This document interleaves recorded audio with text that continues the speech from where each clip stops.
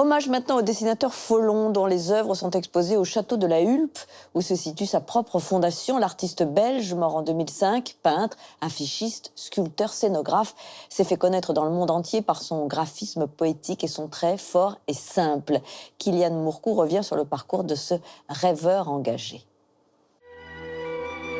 Ce générique psychédélique d'Antenne 2 nous a bercés à partir de 1975 et pendant près de 10 ans. On se réveillait et on se couchait avec ces petits hommes bleus volants, signés du Belge Jean-Michel Folon, disparu en 2005. Il laisse derrière lui une œuvre poétique et engagée qui comptait parmi ses fans le réalisateur Woody Allen ou encore le créateur d'Apple, Steve Jobs. La fondation Folon, située dans le domaine du château de la Hulpe en Belgique, nous fait découvrir ce doux rêveur. Revenons sur la carrière d'un artiste complet avec la directrice de la fondation. Folon, c'est un homme libre, c'est un homme de rencontre, c'est un grand poète, un humaniste. Voilà, je dirais que c'est un petit peu ces 4 caractéristiques. Né en 1934 à Uccle en Belgique, Jean-Michel Folon rejoint très rapidement la France pour se lancer dans les dessins d'illustration. Folon, il a d'abord été connu pour son travail de dessinateur, d'illustrateur. Il a réussi avec un trait fort et simple à mettre une idée sur papier. Il avait peur d'être catalogué comme illustrateur, ce qui est arrivé régulièrement. Alors petit à petit, évidemment, il est passé à d'autres techniques et à la technique de l'aquarelle, dans laquelle il est devenu un grand maître. Je crois que les couleurs voulaient commencer avec l'espoir qu'elles vivent ensemble des histoires d'amour. C'est aussi simple. Après avoir tenté de percer dans la presse hexagonale, il décide d'envoyer ses dessins à des magazines américains tels que le Time ou le New Yorker. Le style Folon prend tout de suite et New York devient une grande source d'inspiration pour lui. Il l'a représenté sous toutes ses formes avec ces hommes qui sont perdus dans la jungle des villes, dans cette folie de la ville. Et on voit vraiment ce côté visionnaire, quelle place va prendre l'homme dans l'immensité des villes. Et c'est vrai que ce travail l'a fortement influencé dans toutes ces années-là, par rapport à l'écologie, par rapport à la quête d'identité de l'homme, etc., la surconsommation, la surcommunication, qui va être très présente dans ce travail dans les années 60 et 70.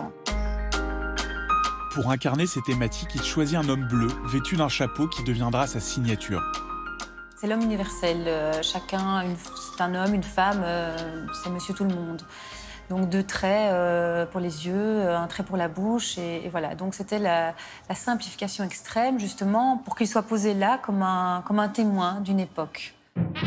La décennie 80 est celle de la consécration pour Folon, qui fréquente de nombreux artistes comme Woody Allen, qui lui demande de dessiner les affiches de ses films, mais aussi un jeune inventeur californien, Steve Jobs. Folon avait été sollicité, visiblement, pour créer le Macman. Il était question qu'il y a un petit personnage de Folon qui arrive quand on allumait son ordinateur. Puis finalement, ça ne s'est pas fait pour des raisons techniques, je pense, à l'époque. Voilà, mais il est vrai qu'il avait un rayonnement international. L'art français donne dans l'historique. C'est la première fois qu'un artiste contemporain est exposé de son vivant au musée métropolitain d'art. L'homme en question, Jean-Michel Folon. Les gens viennent vers moi, ils me serrent les mains, ils me disent félicitations parce que vous êtes vivant. Parce qu'on me dit que je suis vivant et on me félicite pour ça. Parce que c'est tellement surprenant pour les gens de voir un artiste qui a mon âge et qui n'est pas quelqu'un qui est dans l'histoire de l'art, qui a son monument. Grâce à cette reconnaissance, Jean-Michel Folon vit un rêve éveillé, lui qui a toujours eu la tête dans les étoiles. Tout le problème de l'artiste, c'est probablement d'essayer de fixer ses propres rêves en espérant que les gens y accrochent les leurs, quoi.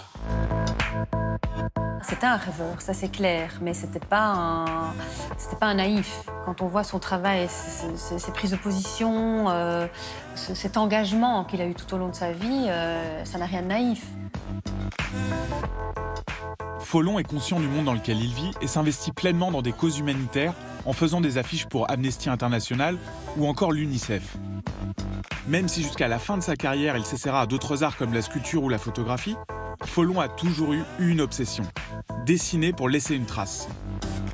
Une feuille blanche, c'est un univers infini, sans profondeur. Je crois même peut-être que si on met des couleurs sur une feuille blanche, c'est parce qu'on a peur, au fond, de tomber au fond de l'espace d'une feuille blanche. Parce que c'est un vide sans fin, une feuille blanche.